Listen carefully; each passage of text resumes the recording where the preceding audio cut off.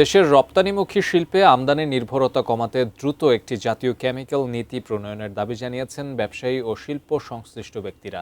সকালে Dhaka chamber of commerce and industry DCCI আয়োজিত এক সেমিনারে এই দাবি তুলে ধরা হয়। দেশের প্রায় সব প্রধান রপ্তানিমুখী শিল্পই রাসায়নিক কাঁচামালের উপর নির্ভরশীল। তৈরি পোশাক শিল্পে ব্যবহৃত প্রায় ২৫০০ ধরনের রাসায়নিকের বড় অংশ বিদেশ থেকে আমদানি করতে হয়। ওষুধ শিল্পে ব্যবহৃত প্রায় ৯০% অ্যাক্টিভ ফার্মাসিউটিক্যাল ইনগ্রিডিয়েন্ট বা এপিআই আমদানি নির্ভর।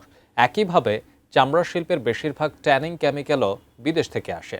দেশের রাসায়নিক শিল্পের অভ্যন্তরীণ বাজার বর্তমানে ৬ থেকে ৮ বিলিয়ন মার্কিন ডলারের, যার ৯০%ই আমদানি নির্ভর।